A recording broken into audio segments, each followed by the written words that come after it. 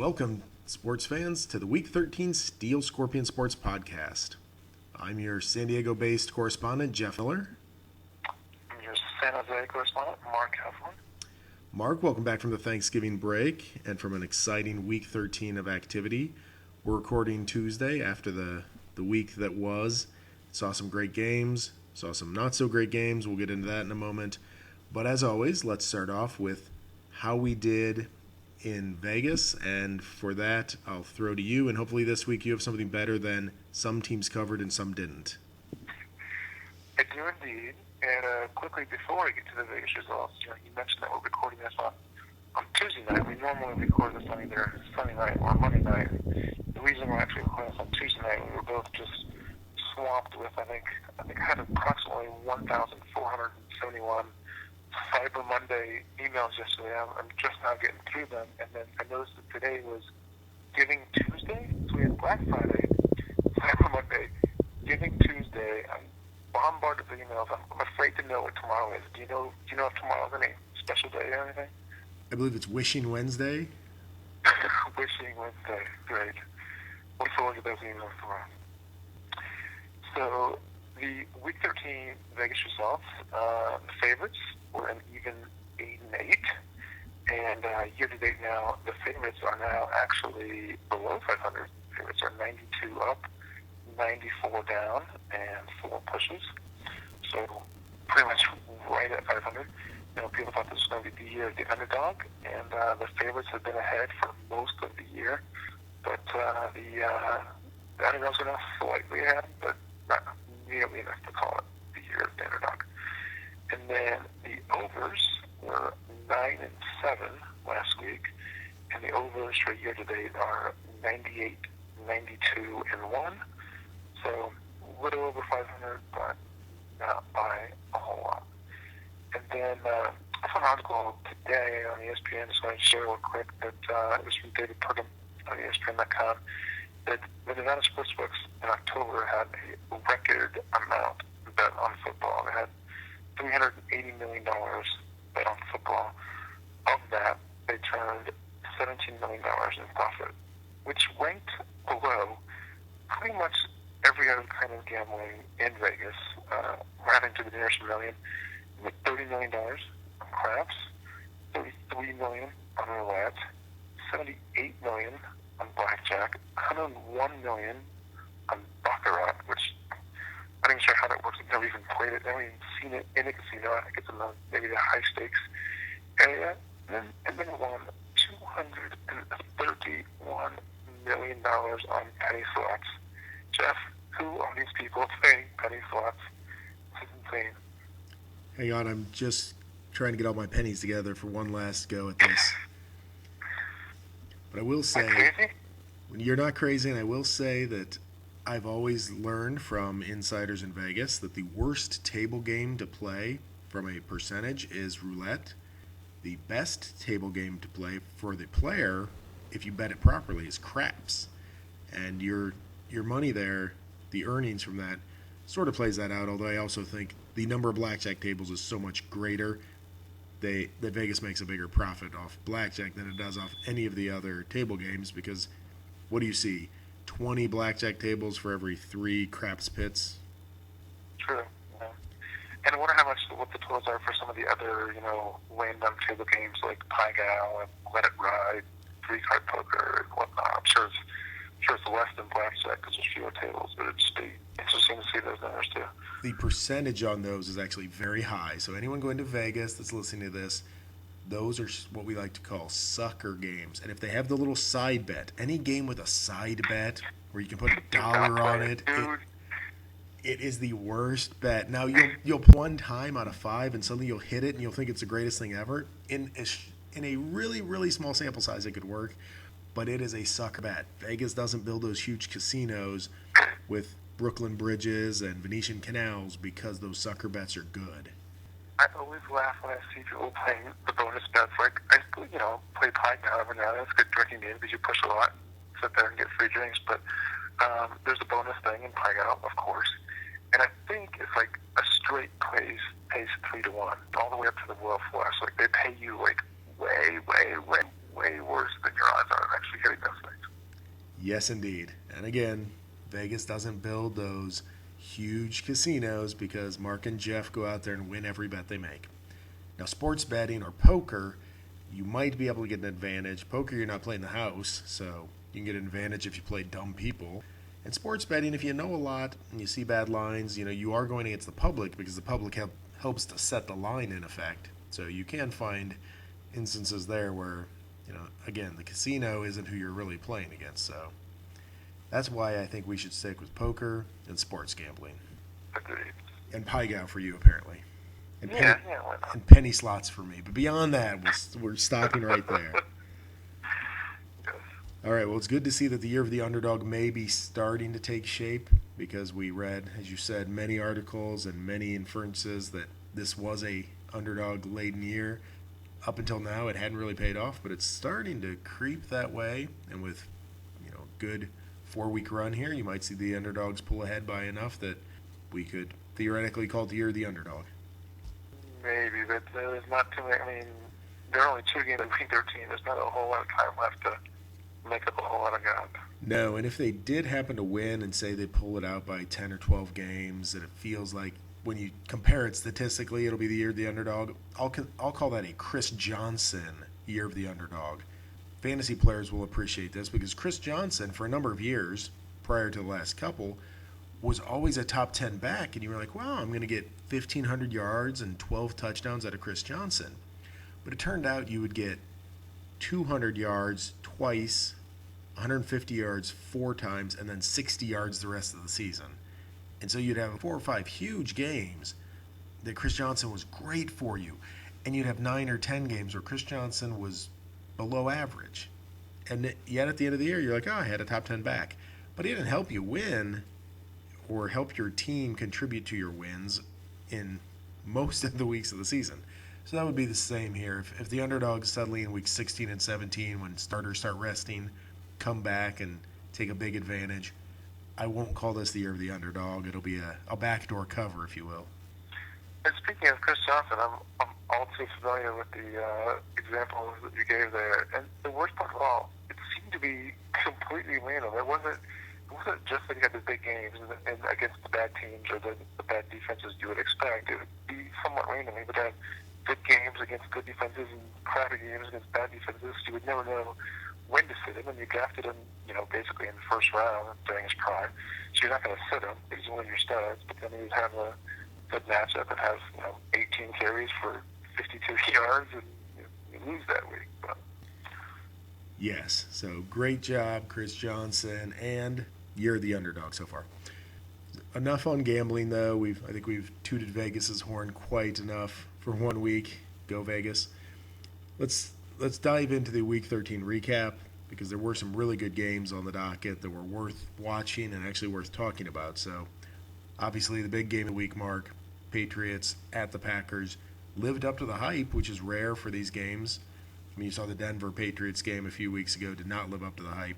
This game lived up to the hype. 2 quarterbacks that were playing at a high level, 2 defenses that, for the most part, were not able to stop the other team, but came up with a big play now and again to keep the games, the offenses from scoring at will.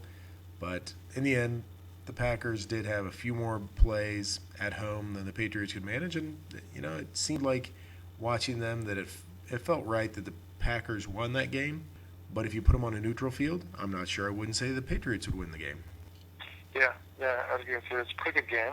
It was back and forth. Green Bay got up to the lead, and New England came back and made it close. But it kind of felt like Green Bay was going to win, especially being at home. The Packers are now 6-0 at home, as are the Patriots. Patriots are 6-0 at home, but 3-3 on the road.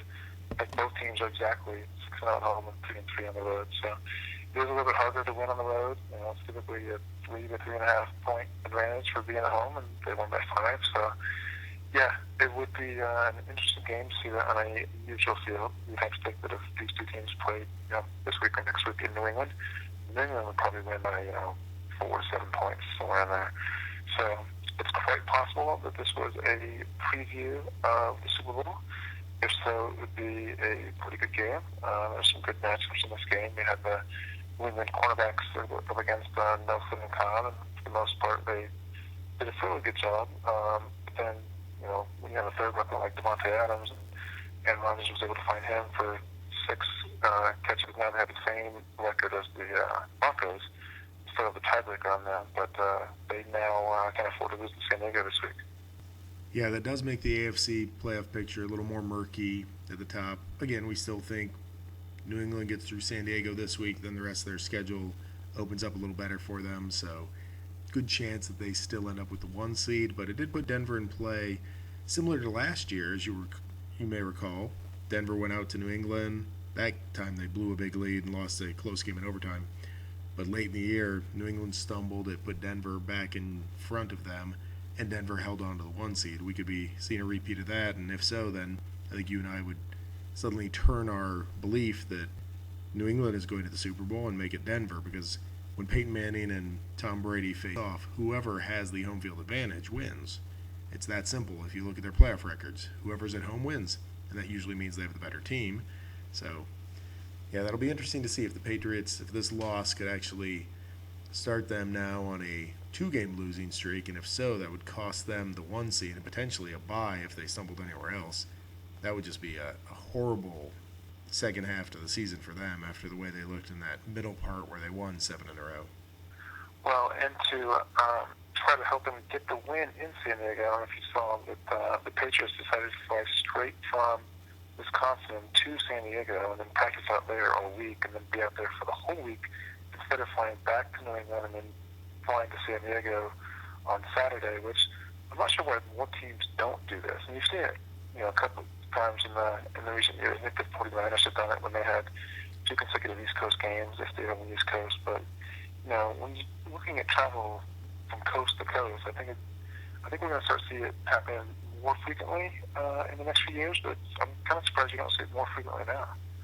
Yeah, and just to let everyone know, I did try and get Tom Brady to co-host the podcast with me here, but he was busy. The other thing that was interesting is they came out here mainly because of the weather with the time zone difference and the weather, but it rained today all day in San Diego on a Tuesday. It was crazy because we don't ever see rain. The forecast is actually for rain tomorrow as well, so I wonder where they were planning to practice, because it may be something they had not anticipated would be rain and wet conditions, which it won't be on Sunday. The rain, as we're getting now, is supposed to blow right through, so interesting that they came out here for probably better weather and they're not getting it. Well, I think I should charge you for trying to get Brady, and we clearly should have gone for Gronk. I think that would have made for a more interesting interview. Well, I was going to try and get Gronk, but we'd have to do it from a nightclub and you wouldn't be able to hear me. So I decided to go... You do make a valid point. Yeah, I decided to go with the safer bet from a safeness standpoint. Yes. But, again, great game. Pats, Pack. I think if that were the Super Bowl preview, I think most people would be okay, because that'd be 2 good teams facing off in the Super Bowl, and probably a good matchup all the way around. A few other exciting tidbits and games from this weekend, Mark. I think I'm starting to worry about my preseason prediction that the 49ers might continue their playoff run. They do not look like a playoff team. They hosted Seattle, as you know, on Thanksgiving night. It did not turn out well for them. Colin Kaepernick has regressed, as a fantasy owner of his in multiple leagues know. I thought this was the year I was going to get him as one of my quarterback duo to, play late from rounds 8 to 10, draft him in there, and have 2 different guys that were great weapons. And Kaepernick's been horrible all year. He apparently can only throw the ball really hard and really straight. So if you play any sort of defense that makes him try and arch the ball or take something off of the ball, I thought he was going to be the best quarterback in the NFL in a couple of years, and he's clearly regressed. He's had a bad season. And like I even mentioned, I went to see him play in person against the Eagles back in week 4 or 5, whatever it was, and I mentioned on the podcast that we recorded, he did a fair amount of time to throw. I mean, the Niners have not the best offensive line in the league, but definitely not the worst either. They're probably somewhere middle of the pack and slightly above, and he seems just discombobulated back there, for lack of a better word. He doesn't seem to know when he should run or where he should throw, and things are not looking good in San Francisco. No, in the defense, there were some more injuries, to be fair, to that side of the ball, but the defense hasn't been able to carry him like maybe they hoped, and Kaepernick has not contributed anything. So I'm really starting to wonder with the next few weeks. They do have Oakland coming up. I think we'd all agree that's probably a win. But beyond that, they still have some NFC West games, and they still have some tougher matchups. The playoffs seem out of reach for San Francisco. I mean, at this point, you almost feel like they might need to run the table to get there. So, seems dicey to me at best. Obviously, on the flip side of that, Seattle has turned it around. A few weeks ago, we might have been saying Seattle, it's over. Their 1 year run, they aren't going to even make the playoffs. Well, starting to look more and more like they'll make the playoffs. Not only will they seem to make the playoffs, but the defense has come alive again, and it seems to be back to its bruising self. So if that's the case, then you have to think Seattle would have a good chance in the playoffs, especially if you assume they got a wild card and opened at a NFC South team. And we've already gone over this on other podcasts. The NFC South, not good. Yeah, Seattle is definitely looking better. They're 8-4 now. They're back to having another for the pounding on the Niners in San Francisco. But then you got at Arizona, and I will grant you that Arizona is a little bit of a right now. They've pretty much done nothing offensively in the last 2 weeks. Dan hasn't looked that good. They've missed Larry Fitzgerald now, so once they get him back, you have to keep the offense look a little bit better. But Ellington hasn't looked great all season, especially in the last couple games. And I think he has a little bit of an injury. I'm not sure what his status is for Week 14. But Arizona is undefeated at home. But they're still at home and have a pretty good home field advantage. But if Seattle were to go in there, not score, and allow 50-plus points, this set me back to thinking of some of those games where it was the Chicago Cardinals, I believe the St. Louis Browns, and some other crazy characters that were going around, and the 73-0 scores that may have been populating the score sheet back in the 40s. So it's good to see Oakland is living through the past and bringing that back into the light for us to see. Well, in NFL is pretty crazy from week to week. It's hard to predict. You see things like back early in the season, the Steelers losing at home to the Bucs, and then the Saints having lost 3 straight at home, where that they're supposed to never lose at home, and then going on the road and winning at Pittsburgh, and some of those weird results that we've seen this year. Back when we hard to predict things sometimes, but I, for one, felt a little bit of a comfort level when I'm seeing the Raiders lose 52-0. It brings you back to normalcy. I'm like, okay, good. Some things are last couple of years, but speaking of setting things back, I don't know if you caught any of the Monday night snooze fest that I think had like 43 punts, but the Jets set offensive football back at least 70 to 80 years. Geno Smith only threw the ball 13 times. I think 3 or 4 of those passes, maybe 5, came on the last drive of the game when they were down by 3 with 2 minutes left, and they had to first drive down to get a field goal with not much time on the clock. In fact, I'm pretty sure he was 4 of 8 until that last 2-minute drive. So that is crazy. 8 passes thrown in a game with 2 minutes left.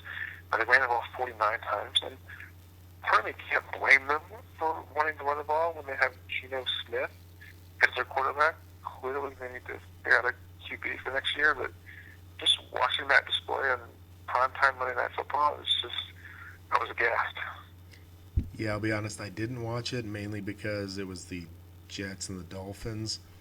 But I think Rex Ryan not only was trying to pay homage to the 1940s version of NFL football by just running the ball and only forward passing the few times that he was allowed to, but I think he was trying to spite his GM. I'm fairly certain he was told he has to start Geno Smith now. Let's see what he can do the rest of the season, right? And I don't think he was very happy that he had to start Geno Smith over Michael Vick. I feel like, he's probably feeling like he's lost the locker room now. They're not going to try for me. I'm going to lose my job. I think he was going to anyway, but now he's, I believe, thinking that you can tell me to play him. That's fine. What I'll do is I'll have him hand off every down, and I'll let him throw maybe 2 or 3 passes a half if I have to. I think that's kind of spider GM, don't you? It is.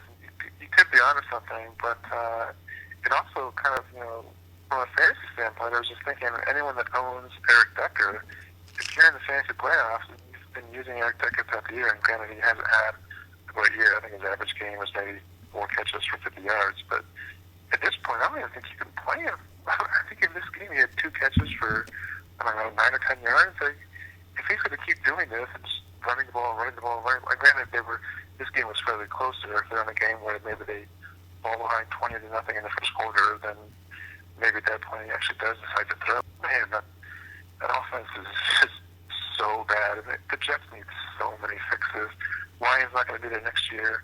They need a QB. They need more receivers. We're going to be discussing wide receivers later, but they drafted 3 wide receivers in the draft this year. None of them are on the team anymore, so that situation is just a mess. Yes, and I'll just say they need a QB, more weapons outside, maybe an offensive line, maybe some defensive help, especially in the cornerback position. So, yeah, I mean, they're just one or 2 pieces away from a 4-win team. Yeah. Go Jets. Jets, Jets. The other interesting positional play that happened this week, Mark, speaking of QBs and the need for QBs, the Johnny Manziel era may or may not have begun, but definitely he got his first meaningful action in the NFL. So Johnny came in, he did drive down for 1 touchdown, gave us the money sign. I'm fairly certain some defensive player is going to crush him shortly in the NFL for doing that, but be that as it may, he did get the 1 touchdown, then he had some sputtering other drives. So is it time to put Brian Hoyer to bed, or do we think that was just a try and shock the offense into action, but since we're still in the playoff hunt, we stick with Hoyer? Yeah, it's an interesting dilemma there. If they were 4-12 or 5-7 or something like that, and they were basically out of the playoffs, I think their decision would be fairly obvious. You would go ahead and start Manziel, see what you have for next year, especially with Hoyer being a free agent.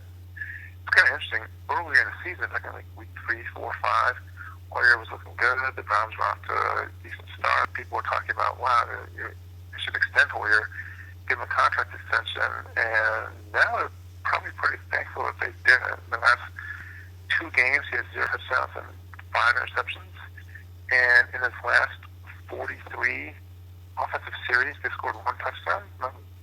No math major, but 1 touchdown out of 43 offensive drives seems really, really bad. But the fact that they are 7-5 and kind of, very much alive for a playoff spot, do you go with the veteran, even though he's been pretty crappy lately, or do you go with the rookie?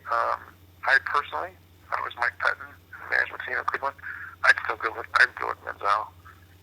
Hoyer's been struggling, and Manziel had a spark when he came in. He came in and had a 80-yard touchdown drive. The series after that, he had a really bad-looking play where he tried to throw the ball, and it looked like it was going to be a touchdown, but they ended up saying it was incomplete for Cleveland. But on the drive, he looked good. So I think you have to name Manziel a starter. See, and I actually go the other way. I think you'd lose the veterans in the locker room, and they'd be very angry with you if you throw Manziel in there and he struggles. Because you can't, once you put Manziel in, you can't go back to Hoyer. You're seeing what Manziel does the rest of the year. You're 7-5, you're still in the playoff hunt. I think for another week, you say, listen, we're going with Hoyer. Put your pressure on Hoyer. You say, listen, if Hoyer doesn't play better, we're going to have to pull him. So you see how he reacts to adversity. Also, you can always put Johnny in those packages. You can, there's nothing that says you can't do the 2 quarterback system where for 3 quarters of the game it's Hoyer, but you bring Johnny in to start a series and run a couple plays because he gives you a little spark, and then you trot Hoyer back in. I just think if you're in playoff contention, you can't throw a rookie in there who's done basically nothing all season. We're not sure how mature he is, and with some of the defenses that they're going to be coming up with, Cincinnati's coming up. Those aren't defenses that Johnny Manziel is built to beat right now. he can't throw on them. They throw all sorts of crazy looks at him, and it would probably just destroy any chance you have of winning games. Hoyer is no savior, but whatever you think of him, he has won 7 games for him this year. I'm going to disagree with you for 2 major reasons, maybe 3. One of which is teams have tape on Hoyer. So teams have hardly any tape on Manziel in the pros. So you at least make it some kind of a surprise factor over the first 4 games. 2, like we said, Hoyer's a free agent. You may not be resigning him. You need to know what you have in Manziel. If you start Hoyer for the rest of these games, you go into next offseason thinking you might have your next QB, and you spend a first-round pick on, and you think Johnny Manziel. How do you know?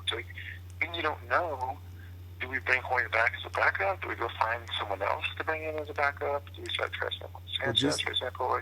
You need to know. Just to be clear, I wasn't saying you start Hoyer the rest of the season. I said this week.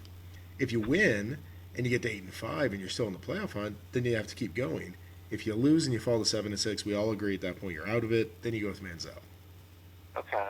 Well, and then my third point was going to be that, yes, technically Cleveland is in the thick of the playoff hunt at 7-5 because the Dolphins are currently the 6th seed and they are also 7-5. But it's just a huge long jump. So it might be 7-5, but Buffalo also is 7-5. Baltimore also is 7-5. Pittsburgh is also 7-5. Kansas City is also 7-5. To come out of that log jam with so many teams is going to be hard, especially when Cleveland is way far down the ladder as far as tiebreakers go. They're 7-5, but all 5 of their losses are in conference. So yes, technically they're alive for a playoff spot, but in my view, in reality, not so much. Yeah, but remember, they beat Cincinnati in Cincinnati. They have them coming to Cleveland. Let's say they win that. They'd be a half game back because of the tie to Cincinnati, who still has to play Pittsburgh, who still has Indy. Not Indy. They've someone else on their schedule who's pretty tough. So Cincy could theoretically stumble a couple more times, and Cleveland would have a shot to maybe overtake them. Because you're right, I don't love their tiebreaker chances, but again, you have a bunch of 7-5 teams. We know they're not going to win out. We know most of them will probably finish 2-2 or worse. So you're going to end up with a bunch of 9-7 teams that if somebody gets to 10 wins, they probably get in. We'll see, and I think Mike Patton is planning on announcing it on Wednesday, so we'll probably be posting this for people to listen to on Wednesday, and by that point, maybe we'll know what he's decided. Yes, so stay tuned for that. The last item, Mark, I wanted to talk about, speaking of playoff positioning, was the 2 playoff races. So the AFC, you just mentioned all the 7-5 teams. I did want to point out for our listeners that have been with us since the beginning, in week 3, I believe it was, you and I mentioned we thought there were 5 teams that were pretty much locks to make the playoffs, and then we thought the last playoff spot would come out of a group of 2 or 3. The 5 teams we mentioned, you can go back to our week 3 podcast and check this out, were the Broncos, the Patriots, the Colts, the Bengals, and the Chargers. And as I look at the AFC standings right now, Mark, I believe those are the 5 teams that are in the top 5 spots for the playoffs. They are, yes. And the reason we even mentioned it back in week 3 is because it was just, we were dumbfounded that, based on results from 3 games, we even said, it's pretty unbelievable that this early in the season, you could name 5 of the 6 playoff teams. And yet here we are 10 weeks later in week 13. Like you said, those are the top 5 teams. Now, they may not all necessarily get in. San Diego is going 8-4 and the 5 seed, but they've got some tough games coming up. They're playing New England this week. They could potentially fall out of the playoffs, but at least 4 of those 5 teams that we named are going to get in. And then I think for the 6th seed, we mentioned it would probably come between maybe Baltimore and Pittsburgh, and they're both sitting right there at 75 as well. So, yeah, even way back in week 3, the AFC playoff picture was pretty clear. Now, on the flip side, the NFC playoff picture, we waited and waited and waited to make our calls. You had Arizona running out to that great start. The Cowboys were impressive as all get out from the start of the season, and DeMarco Murray, fantasy MVP, was just churning out the yards for him. Strangely, though, after 3 or 4 weeks after we've declared who the NFC playoff teams would be, the pool that they would come from, if the playoffs started today, Arizona would still be the 1 seed. but they haven't looked like world beaters the last couple weeks, and you could easily see a scenario where they either fall out of the 1 seed by losing their division, or even win the division but lose another game. They fall to the 2, maybe the 3 seed. They could even fall all the way out of the playoffs. And on the flip side, the Cowboys, if the playoffs started today, would be out of the playoffs. I mean, talk about your crazy turn of events, Mark. In fact, Arizona, you mentioned them falling out of the playoffs as a possibility. I'm going to even go so far as to say that I think it's almost even likely. It's quite possible. So they just have not looked good in their last 2 games. This week they're at home, and they are 6-0 so far of the season, but they're home against Kansas City, a team that has lost 2 straight games, including to the Raiders in a trap game. And then they lost at home to Denver. They're in desperation though. They're 7-5. They know that if they lose and fall 7-6, they're out.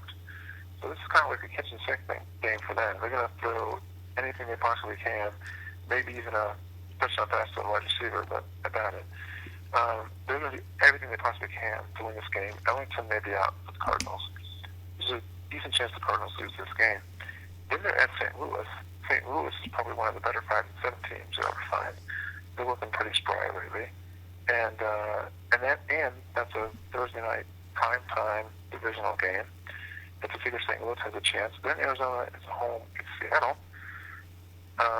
Again, Arizona's at home, but the Seahawks, who are on a roll, and then week 17 they're at San Francisco. Who knows what's going to happen there? San Francisco might already be in the playoffs at that point. Super Bowl might already be fired at that point. That's kind of a who knows what will happen game, but a road game against the division rival, there's a chance they lose that as well. So it's possible that the 9-1 Cardinals at one point could miss the playoffs. And then you mentioned the Cowboys, man. They were 6-1, and then they were 8-3. Now they're 8-4. They've gone 8-8 the last 3 years. In the last 4 games, 3 of them were on the road against the Bears this Thursday, at Philly. You have to figure that's a loss. Week 17, they're at Washington, a team that already beat them in Dallas. Week 16, they're home against the Colts. They could potentially finish 8-8 after starting out 6-1. That would be amazing. That would be amazing, considering 8-8 would be 4 consecutive years. And Vegas surprisingly put the over-under not at 8. They put it at 7.5. And wow, would all those people that bet the under there thinking this was the year the Cowboys fell apart because their defense was so bad, if they finished 8-8 and you lost by half a game, wouldn't you be just so angry? But on top of that, the Cardinals going from the dominant team in the NFC. Now, granted, it's a little unfair because most teams, if you lose your starting quarterback, you're probably not going to be the same team. So, they do go from the dominant team in the NFC to potentially out of the playoffs. The Cowboys, though, for them, it's stranger because they went from a very solid, respectable, looked good at the start of the season team. They haven't had the big injury. They haven't suddenly lost Tony Romo or DeMarco Murray. They just can't win. They lost that Washington game. They got destroyed by Philly. The NFC East teams just seem to know how to take care of Dallas. So, yeah, it'll be interesting to see how the NFC playoffs shake out.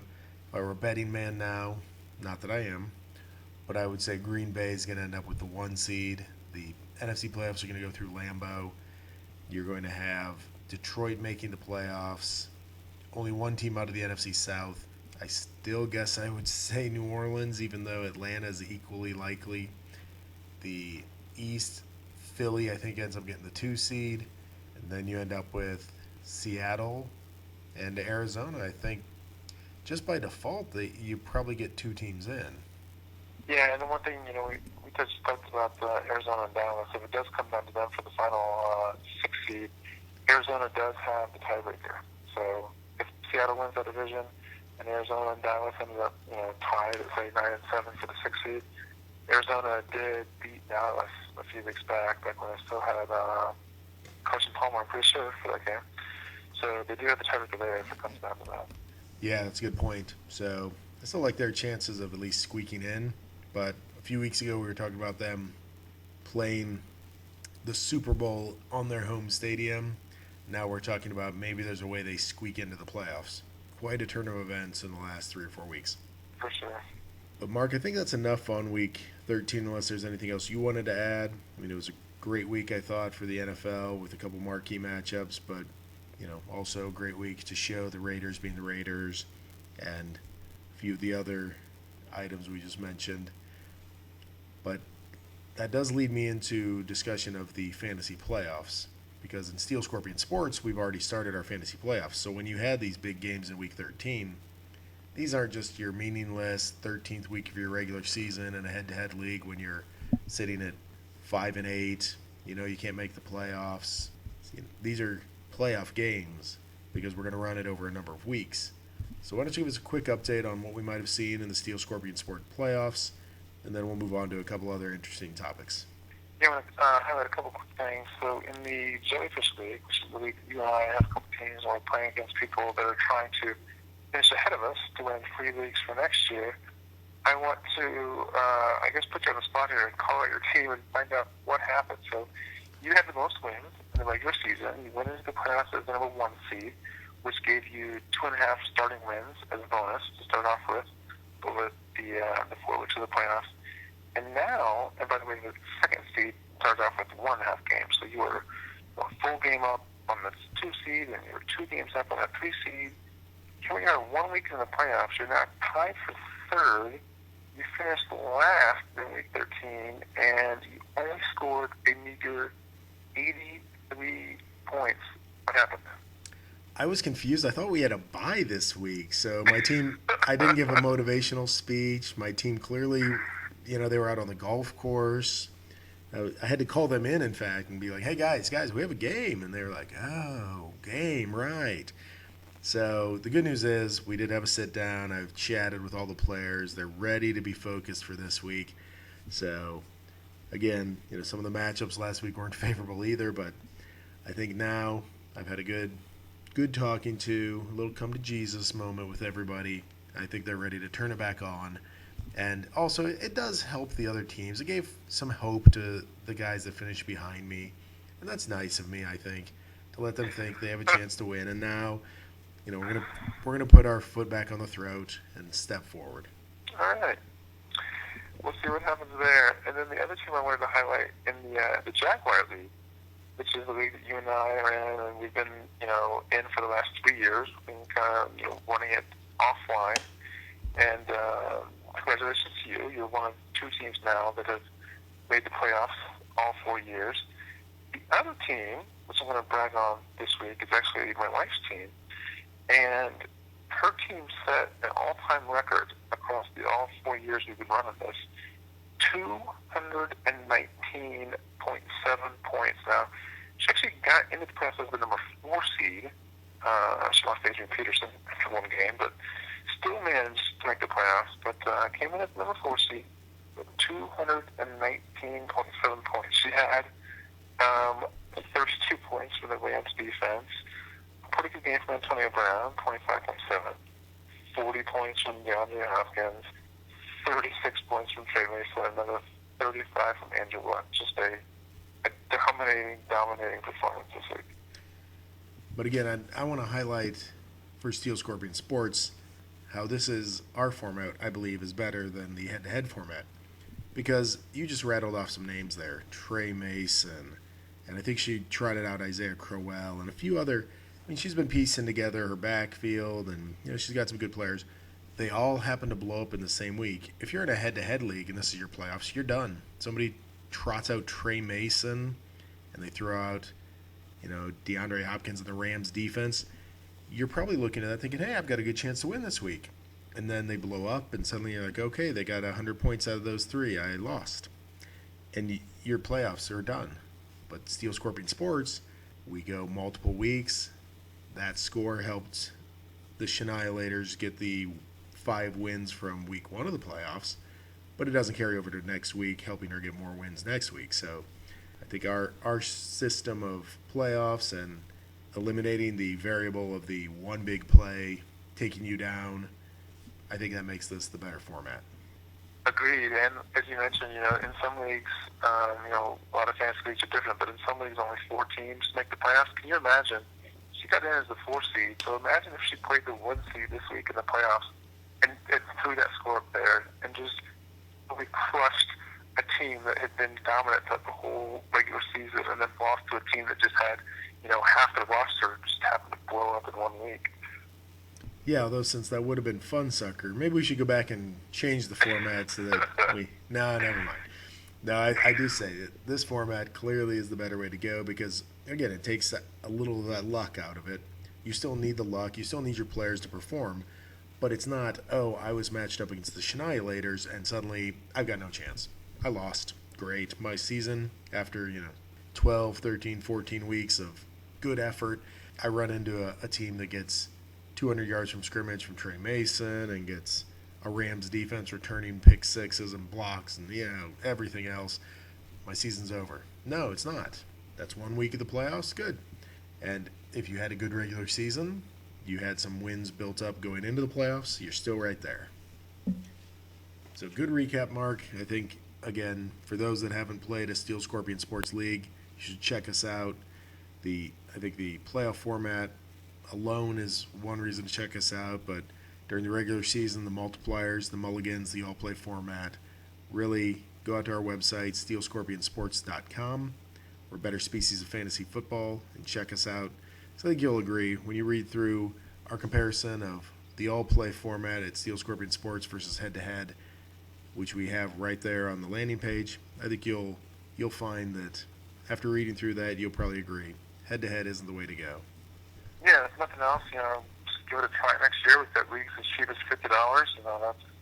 It's pretty expensive. That's just, basically 10 cups of coffee at Starbucks. Give it a try for a chance to win good money, and you've probably been playing head-to-head most of your life. Maybe you're bored of it. Give this new format a try and see if you like it. Yes, I agree that that's the way to go. Try one of our lower leagues, see what happens. But speaking of next year, Mark, I want to transition into a different topic that we haven't covered before, and it's a look at the rookie wide receivers this year. Now, I don't want us to do a simple ranking that says who's the best rookie wide receiver this year, because I think anyone could go out, click on whatever website they're using to check stats and say, order these guys by fantasy points and see, hey, Mike Evans is the best, or Kelvin Benjamin turned out to be 1 point better. That's great. Really like that they're both having good years. But I wanted us to rank the rookie wide receivers, not just on how they've been doing this year, but as you projected into the dynasty leagues, your keeper leagues, what are they going to look like in 5 years, 7 years? I don't want to go too far down the line because who knows if the NFL exists in 10 years, right? That was a joke. But let's look at, from a wide receiver perspective, from the rookies, who do you see as being the top couple? I think maybe we'll go to 5 to 10 receivers here that, projecting out over the next 5 to 7 years, you really feel are the guys that are going to be the game changers for fantasy. Yeah, and we should mention, part of the reason we're doing this is that, this is one of the, probably, maybe will go down as the greatest wide receiver draft class ever. There's just so much production, even as rookies. Usually there's a little bit of an adjustment period. Usually running backs transition quicker, it's easier to pick up the offense. But the wide receivers this year have just been crazy dominant. So I put on the list of there were 33 wide receivers taken in this year's draft. I did not rank any of the 3 Jets wide receivers that I mentioned earlier, considering they're no longer on the roster. But so look, I looked at the top 10. As you said, it kind of looked at it from a dynasty standpoint. Who would I want on my roster for the next 10 years? And at number 1, I had Odell Beckham Jr. And I don't think it's just recency bias from that amazing circus catch a couple weeks ago, but if you look at, he missed the first month of the season. It was a foot issue. And then his first 3 games started out a little bit slow as he acclimated to the NFL. He had, 4 catches, 2 catches, 4 catches. But in the last 5 games, he's had 8 catches, 7 catches, 6 catches, 10 catches, 7 catches. He's got double-digit targets in 4 of those 5 games. He's had 90 or more yards in each of his last 5 games. He has just been on a tear. He's going to be with Manning probably for another 2 or 3 years. Manning's not the greatest quarterback, but he's passable, gets him the ball. And next year with Victor Cruz back, you have to imagine Beckham may not, get quite the level of defensive attention that he's already getting this year. So I'll just do my top three here real quick, and then see what your top three are. So I have Beckham number one, and then I had Mike Evans two. I had Sammy Watkins three, and he was the first wide receiver taken in the draft. He's an amazing talent, but just when you look at that QB situation, he's got Orton and E.J. Manuel going to him this year. If he gets a better quarterback, if they bring in someone that gets more dynamic and that can actually get him the ball, then maybe he rises in these rankings a little bit. But that's what I have as my top three for right now. Well, you and I had the same three in a different order, but it's good to see that we both agree that Watkins, Odell Beckham Jr., and Evans are probably the three guys that you'd want to target if you were starting the franchise and moving forward. I actually left Sammy Watkins at number one. I've watched a number of the games, and as you said, with that quarterback play, it's hard to believe that he could even put up what he does, but he is a freak athletically, and I do think they'll get a quarterback situation improving going forward in Buffalo because E.J. Manuel won't be the quarterback, Kyle Orton won't be the quarterback, so projecting that forward over the next 5 to 7 years, I'm assuming they're going to have a better quarterback, and so I'm going to stick with Sammy Watkins because just athletically, I think he's just a hair above everybody else. I did have Odell Beckham Jr. as the second of those and Evans third. I think both those guys, they've already shown in the last few weeks for Beckham and basically over the season for Evans what they can do. Evans with a multitude of bad quarterbacks. ODB Jr. with Eli Manning, an average, above average quarterback maybe. But I think your point on Odell Beckham Jr. is probably right. He's got the most secure quarterback situation. But again, I think you're just nitpicking when you go between those three. But I think they're all worth having, and they're all going to probably turn out to be very solid fantasy contributors for the next 5 to 7 years. And then since I did the first three here, why don't you let us know who you have at 4, 5, 6? So this may surprise some people, but again, we're projecting out. I had Jordan Matthews at number 4. His performances the last couple weeks, he started to come on with Sanchez. Again, I don't think their quarterback situation there is great, Foles and Sanchez. I think Chip Kelly's going to figure that out, be it in the draft this year or finding the right fit with a journeyman. And Matthews already is starting to produce. I have to say, coming out of Vanderbilt, I thought he was going to be really good. You and I had discussions about wanting the Colts to take him. The Eagles got him. I've thought all along it would work out, and now it looks like it's all starting to click. So I had him at 4. I had Kelvin Benjamin at 5. I think Cam is what he is, and Kelvin Benjamin's doing fine with him. So over the next 5 to 7 years, they'll both be there. So the situation's stable.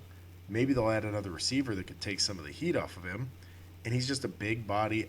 I'll be honest, I thought he was going to be a bust. I didn't think he had the speed. I didn't think his game was going to translate to the NFL as well. But I'm dropping him in at 5. And then at 6, I actually moved Landry up to 6. Because I thought, honestly, he's a lot like Odell Beckham Jr. He was a good value, getting him for Miami a little later. He's been hurt as well, off and on. But I think when he's been in there, you've seen he can catch the targets. Tannehill's starting to come on, so he's going to have a stable quarterback situation. So I really liked his chances of producing a little better than some of the guys that we'll talk about in a few minutes. Okay, I had 2 of those same 3, one of them in the exact order. I also had Jordan Matthews at 4. Funnily enough, I thought you were actually going to have him lower and think that maybe I was being a little bit biased here, given how much that I wanted the Colts to take him going into the draft, and I have him on my fantasy team, so maybe I am slightly biased, but he's definitely been producing lately, and he's in a great offense for producing points going forward. At number 5, and maybe you can say that I'm biased here, but at Dante Moncrief of the Colts, he just the situation that he's in, and obviously he just had a huge game a couple days ago, 140-something yards and 2 touchdowns, a couple of really long touchdowns. But this isn't just the case of recent surprise. Like, he looks good when he's on the field. He's already, as a rookie, he's already passed Hakeem Nicks. Not that Hakeem Nicks is that great anymore, but he's an established veteran. He's had some great seasons. And already by, probably by like week 5 or 6, Moncrief is already getting more snaps than Nix. So he has a good talent, and, looking at this going forward from a dynasty standpoint, he's in a great offense, and he's got a great QB situation, probably the best QB situation out of any of these wide receivers that we're going to talk about right now. So, Luck's in his third year, Moncrief's in his first. They might be on the, as a QB wide receiver tandem for the next, 10 years potentially. And if you look at next year, Nix is going to be gone. Reggie Wayne, I think, is around 36 years old. He might have one more season in him. And then it's going to be the Hilton and Moncrief show. So I had him at number 5, and then I had Kelvin Benjamin at 6. I won't say a lot more than you said. I kind of had the same thoughts. I actually thought he was going to be a little bit of a bust. He just seemed like, just a really raw athletic talent, but I didn't know that it would that he would convert it into the production that he's had so far. All right, so we only differed there.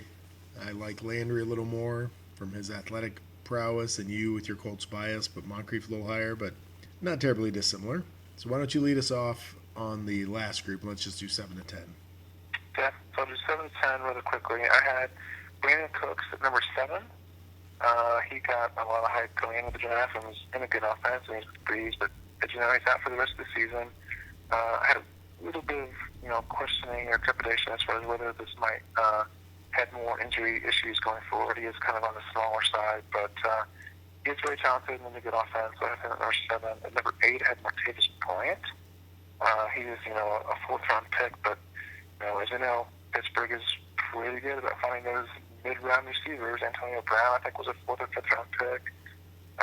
Emmanuel Sanders was a mid-round pick. Michael Wallace was a mid-round pick. And Pittsburgh seems to have done it again with Martavis Bryant, big physical guy out of Clemson. He was out for the first month or so of the season. I think he didn't play till week 6, but, he's played well since starting, and he's already kind of overtaken Marcus Wheaton for the number 2 role. If we're looking from a dynasty standpoint going forward, he's in a good offense. He's going to be with Roethlisberger for at least probably, 4 or so years. And he's the number 2 receiver behind Antonio Brown, but, in some cases that's not so bad. Antonio Brown's going to get the main defensive attention, and Martavis Bryant also is a great red zone threat as well. At 9, I had Jarvis Landry. I agree with a lot of what you said. Mad at myself, but I actually drafted him in a startup dynasty league this year and held on to him for the first couple of weeks. We wasn't doing much for the first 3 weeks, and I cut it down because I needed the roster spot. And wish that I had got him back because he's going to have a pretty good year, or a pretty good career there in Miami. And at number 10, I had Devontae Adams out of Fresno State. Good, great game a couple days ago against the Patriots, but another situation where he's in a good offense with a great quarterback. Well, we're not too dissimilar here. My number 7 was Moncrief. You've already mentioned him. I just had him a couple spots lower than you, only because we haven't seen a lot from him, and he does have a great quarterback situation, but as people get more game film on him, and who knows if he lines up outside and T.Y.'s in the slot, if they're going to put the better corner on him. So just a couple questions there for me, but I do like him going forward. That was number 7. At number 8, I had Brandon Cooks. Again, like you, I think he's in a good situation. I really liked him coming out this year. He got hurt, so I'm a little skeptical now, but I'm going to give him the benefit of the doubt, and he does have a good quarterback situation probably for another year or two. So probably a good investment, but that's what's going to hold him back a little is injuries and unknown quarterback situation 3 or 4 years from now. Then I had Bryant as well, but I had him at number 9. Same reasons you did. I think Pittsburgh finds good receivers. They have a good offense. Big Ben's not going anywhere for another 4 or 5 years probably, so that's a good situation. And at number 10, I thought about Adams, but I decided to give Allen Robinson some love because he did start off the season pretty well. He had his moments. I believe he's hurt now, but with Blake Bortles, he's had some flashes of being a decent quarterback.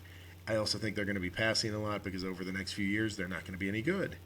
So, good chance that he puts up some good fantasy numbers, and he does look like a solid contributor. I could easily have slotted Adams in there. There are a couple guys we didn't even mention. So, this was, as you mentioned, one of the deeper and better wide receiver drafts that I can remember, and probably will go down as the best wide receiver draft in year one of all time because these rookies are contributing. So not too many, in fact, that you saw get grabbed early that were complete busts either. So pretty surprising from the wide receiver position. Yeah, and some of the names we didn't even, include in our top 10. Marquise Lee is calling recently with Jacksonville. So Lee and Robinson could be a good duo going forward for them. Cody Latimer, second-round pick in Denver, but they're, pretty loaded with Demaryius Thomas and Emmanuel Sanders, Walker, Julius Thomas, and he's barely gotten on the field. I think he has one catch all season, but he may be one of those situations where he kind of has an apprentice year this year, and then maybe he takes off next year. John Brown in Arizona has put up some production. And then even Paul Richardson in Seattle was a second-round pick. And he's one of those guys, I think he has somewhat of a bust potential, but he may work out as well. But, yeah, definitely a lot of good receivers in this year's draft. Yeah, I'd say the only one you kind of skipped over there, I was looking through the draft order, and we already hit on Watkins and Evans and all the way down to Jarvis Landry. In between, really only one name, and it was Paul Richardson out of Colorado, went in the second round to Seattle. He really hasn't produced. I don't know if partly it's their offense, partly it's, maybe his lack of downfield blocking or his grasp of the system, something. But he just, of all the first and second round wide receivers, he's probably the one that you're not sure why he isn't making more of an impact. Yeah, like I said, I think he might have a little bit of bust potential. He could bust out of the league here in a couple of years. We'll see. I'm sure Seattle probably wishes that they had maybe taken a lot of the other receivers that was taken after him, such as Devontae Adams or Allen Robinson or Jarvis Landry. Their offense definitely could use a little bit of a spark, especially since they don't have Harvin anymore. But we'll see. We'll give them the benefit of the doubt, and we'll see what Richardson can do next year. Well, at least he wasn't drafted by the Jets, as you said, because he'd be out of the league already. Very true. All right, enough on the wide receiver rankings. Maybe we'll look at some of the other positions later on as the postseason gets closer and we can start positioning our fantasy teams and our dynasty leagues for next year. Maybe we'll check out the running backs and some of the other young players that are worth keeping an eye on. But why don't we try out a new segment, Mark?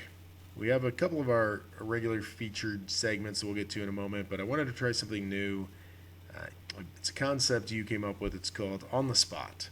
So each week, one of us will put the other on the spot with a couple of interesting questions, let them converse on those questions for a moment or two, and then move on to the next. We'll do 3 questions. I have no idea what you're about to ask, so hopefully they will be something that I know at least a little about, or else the radio silence will not be good for the podcast. Yes, well, as proof that you don't know what these questions are, you actually already stole one of them. My first question was going to be about the Hoyer-Manziel situation in Cleveland, so we've already discussed that. I will knock that off the list. Luckily, I have one that I can kind of slide in there, kind of a softball question, but go ahead and throw it out there. So in Week 13, we had a matchup between 2 division leaders, one of which was 9-2 at the time. And do you think it was probably the least publicized, least watched division leader versus division leader game in Week 13 or after? And I'm, of course, referring to Cardinals at the Falcons. And, of course, part of the reason is that, Falcons were 4-7 at the time. The other reason is it was the only other game in the late afternoon time slot going up against, of course, Packers, Patriots. So do you think there's ever been a less publicized division leader versus division leader game that late in the season? No, I'd say in Week 13 or later, that's probably the least publicized, least watched game. And I did find it odd that they had the late window with just those 2 games in it when I believe the game was in Atlanta. You could have had that in the early window. Maybe some people would have tuned in nationally. You could have put something else in the window opposite the great Green Bay New England game. Strange, but to answer your question, no, there cannot possibly have been a Week 13 or later game where 2 division leaders squared off and had less publicity and less viewership. I would have to agree with you. For question number 2, 1998 had a famous 1-2 QB duo in the draft of course, Peyton Manning and Ryan Leaf. And we know how that turned out. 14 years later, in 2012, we had another famous 1-2 QB duo of Andrew Luck and Griffin. Now, Luck seems to be on the Manning path. Is RG3 on the road to Leaf level Bustville? Well, it'll be interesting if it does play out that way. Now, I will say a couple things in RG3's favor. I believe Ryan Leaf out here in San Diego over his career won something akin to 6 games, maybe. It was something. I think 4 or 5 even. Yeah, it may have been 4. I was trying to give him the benefit of the doubt and go with 6, but it was a ridiculously low number over his, I think, about 3 seasons where he was truly a viable option. RG3 in his first year went well past that. He won the Rookie of the Year. Whether he should have or not, doesn't matter. He did win the Rookie of the Year. He had a good season. So, yeah, I don't know that you can say he's Ryan Leaf level bust, but it is odd that both times it was Indianapolis drafting a quarterback and a trade to get the second pick, and that ending up being not quite as good. I do have to think, RG3, I don't know how he's going to be back in Washington next year unless there's another coaching change. I mean, obviously, Jay Gruden doesn't have a lot of faith in him. He trotted out Colt McCoy against the Colts. It was supposed to be Andrew Luck versus RG3, the top 2 picks from the draft. It was going to be the big showdown, the first time they were ever going to meet. And instead, it was Colt versus the Colts. Interesting, but not quite the storyline I think that maybe the TV networks were hoping for. Speaking of, the Colts having the number 1 pick in both of those scenarios, I think we should, point out to the GMs of the year, 2028, that if the Colts are drafting number 1 that year and draft a QB, if you're sitting at number 2, don't take a QB. No matter how good you think he is, no matter what the reports are, either trade that pick, get some other picks, or take the best available defensive lineman or something, because history will not be on your side. Fair enough. All right, what's the last quick All right, take? for the last one, I want to apologize in advance for giving you, night terrors for this question. But if you were running the Raiders, I'll give you a second to compose yourself here. What amount and level of draft pick compensation would you be willing to give up to get Harbaugh? Well, first, I now have to try and tape my wrists back together. Thank you. Great. Hopefully this won't be a permanent scar. Draft pick compensation for Harbaugh. Honestly, I'm not sure I would give anything for Harbaugh, even as the Raiders. To be fair, I don't think he could turn us around. I know he always comes in and he gets more out of the players. We have no players. It's going to take us 2 or 3 years, so why would I do any compensation? I'll just wait because I think San Francisco is going to fire him. When San Francisco fires him, then I'll just compensate him as, one of the highest paid coaches. But I don't have to give up any draft picks that way. What if the Jets say that they want to, because he has 1 year left in his contract, and he is a tradable asset. Coaches' contracts can be traded, and you're the Raiders. Who is crazy enough out there that you're going to convince, hey, come coach us? We're a dysfunctional group of, people that haven't had a winning record since, maybe the Nixon administration, it seems like. But I think if you have a coach out there with a proven track record of turning teams around, don't you kind of have to play for him? No, and also I think I'm moving to San Antonio soon anyway, and I know Harbaugh wants to stay in the Bay Area or go to Michigan, so San Antonio doesn't fit with him anyway.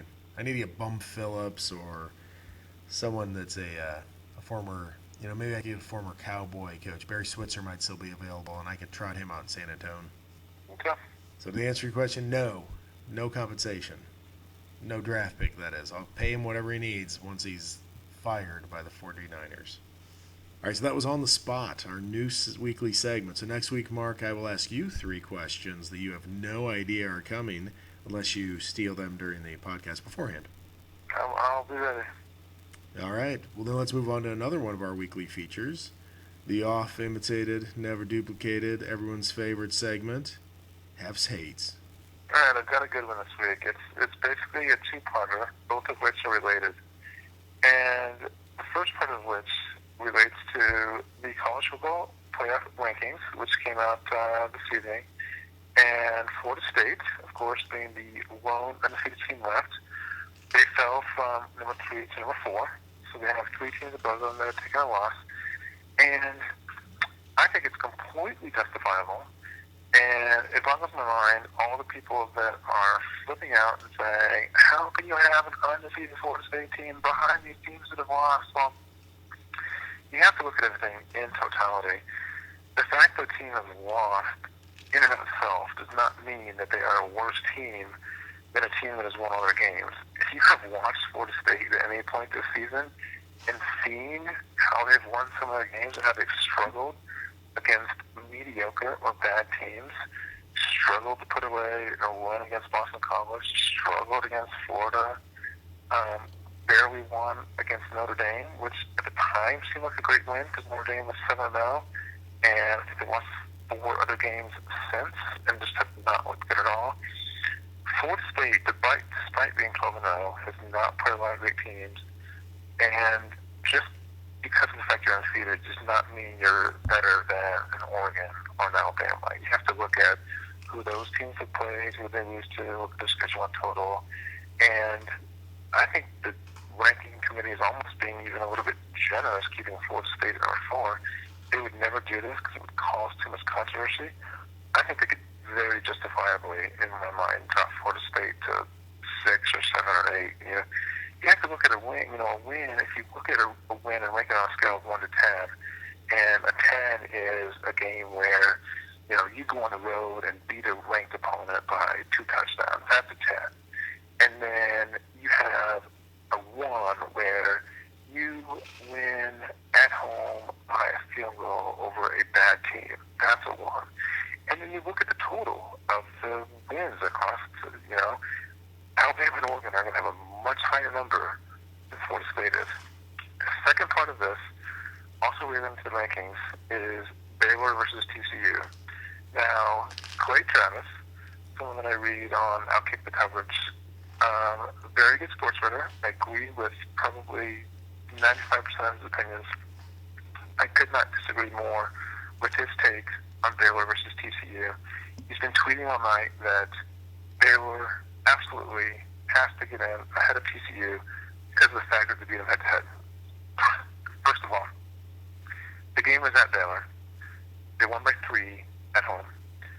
When 2 teams face off, as you know, with biggest point spreads, the home team gets a 3 to 3.5 point edge because that's kind of how they built it in for the home teams. You have an advantage playing at home. So if Baylor won at home by 3, they did exactly what Vegas would expect them to do. And it basically says that they're equal teams. You won at home by 3, you're equal to the team that you beat, pretty much, right? So then you have to look at everything in total. He's basically saying that because of the fact that they won head-to-head, and if they both finish 11-1, automatically they should be in the head. Well, what if, and this isn't the case, but what if Baylor won all their other games by 1 point, and TCU won all their other games by 3 touchdowns? Head-to-head is the tiebreaker if they are very evenly matched in total. And when you look at their schedules, there's maybe 3 other decent teams in the Big 12 besides themselves. Texas, West Virginia, Oklahoma. I'm not counting Kansas State yet because Baylor hasn't played Kansas State yet, so we can't make a comparison. But for those 3 teams, Baylor beat those 3 teams by 41. TCU beat them by 43. Pretty much a wash. And then TCU beat K-State by 21. Baylor needs to at least match or exceed that this weekend when they host Kansas State. And then TCU also beat Minnesota by 23. Minnesota's an 8-14. And then Baylor's other comparable schedule game was against Buffalo, I think a 5-7 team. So I just think you can't necessarily just say, oh, they're 11-1, they're 11-1, and the home team of the team that won head-to-head automatically is better. Because this isn't college basketball where you have a home and away, and each team plays a home game and an away team against most teams in the conference. Baylor shouldn't automatically get into the playoff ahead of TCU just because they had the advantage of having a home game this year and winning by 3. And just, by the way, I say all this despite having a $40 bet on Baylor at 35-1 that I made in the preseason for them to win the title. So it's obviously beneficial for me that they make the playoffs, and from that standpoint, I will be happy if they do. But from a purely fair and logical standpoint, I don't think you can just look at that head-to-head and say it automatically has to be in the head of TCU. All right, well, there is this week's Hef's Hate. So apparently you hate when people say head-to-head's the only thing to look at, and you hate when people say Florida State hasn't lost any games, and that way they should be in the top 4. Exactly. Well, I will disagree with you on some things, but not too much on those tonight, so that was a good one. Nice job with your hate this week, Hef. Moving on, I want to introduce a new segment that we're going to have from time to time. It's Miller's Minute. I'm going to take a minute, and I'm going to just riff on a few topics, mostly pop culture related, and off the fantasy track completely. Maybe talk about a new band, maybe talk about something that's near dear to my heart. But this week, since it is, as you mentioned, Mark, just after Black Friday and Cyber Monday, I wanted to bring up a couple of great gift ideas for the holidays. I don't know if you noticed, but AC/DC has a new album out. I didn't realize AC/DC, most of the members were still alive. Rock or Bust comes out this week. I think you and I might have been listening to AC/DC back in maybe middle school or high school. Thunderstruck might have been the anthem for my bowling team when I was in junior high. So it's great to see AC/DC coming back. I'm not really sure who they're marketing to. They may be marketing to you. They may be marketing to me. They may be marketing to 20-somethings, but I'm guessing it's probably the nostalgia of the older people. So anyone out there, if you need a musical gift idea, go with the AC/DC Rock or Bust. I've heard nothing off of it, but how bad can it be? It's AC/DC.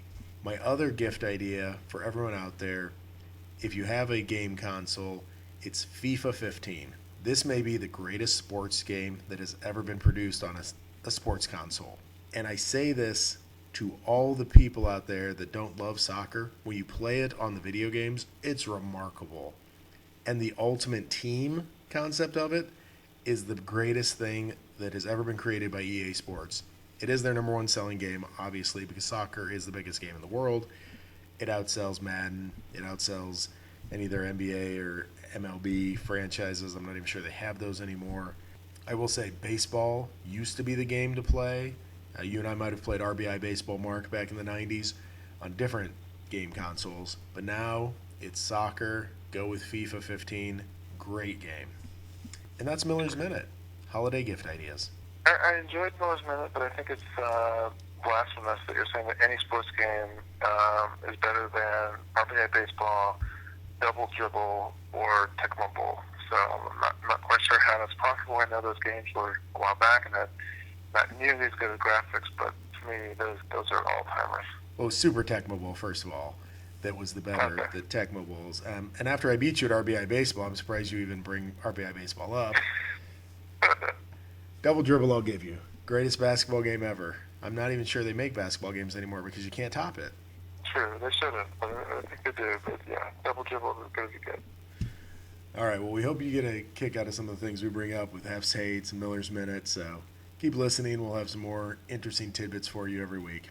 And with that, I think we're down to the last item, Mark, on my agenda. I wanted you to, one more time, try and help me out in my survivor pool as we look ahead to Week 14.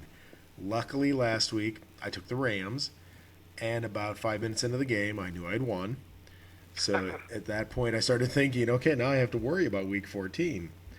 So looking at the docket of games this week, there are a few on there I'm sure that you think probably are tastier for the Survivor players to pick. And also, just let me know if there are any games out there that you think are interesting to watch. There's definitely some good games this week. Covering the Survivor picks first, I usually just kind of start looking at the point spreads and looking for the big ones. There's 4 double-digit spreads this week, almost 5. The Niners are a 9-point favorite at Oakland that might actually get to 10 before it kicks off. But the 4 double digits at this point, you've got the Saints at home against the Panthers. That feels pretty safe, but you might have already used the Saints. You've got the Lions at home against the Bucs. The Lions are a team that maybe you haven't used yet. That's probably a pretty safe one. The Buccaneers are better than their 2-10 records, and they've actually, both of their wins came on the road. But the Lions are 5-1 at home. They've had a week and a half of rest because they played Thanksgiving. They're a 10-point favorite. They need this game to stay in the playoff hunt. We talked about the NFC playoff picture. They need this game. I can't imagine them losing. I think the Lions are a pretty safe pick. The other two double-digit spreads, Broncos at home against the Bills. There's a fair chance you've already used the Broncos. And they should win this game. So if you haven't used them, they're a pretty safe pick. And then the last one is the Monday night game. The Packers are a 12.5-point favorite at home against the Falcons. Packers at home, in prime time. Can't see them losing that, although, of course, they are playing against a desperate team. Falcons are tied for the Saints, and definitely need to try to win that game to stay alive in the crappy NFC South. If I'm looking at one kind of below the radar game to take for the Saturday pick, I like the Vikings. Probably haven't used them. They're 5-7, but they've been playing better recently, and they're at home against the Jets. If you saw the Jets on Monday night, you know how horrible they are. You know that their offense is pretty much incapable of anything. So I like the Vikings as a non-double-digit survivor pick this week. Interesting.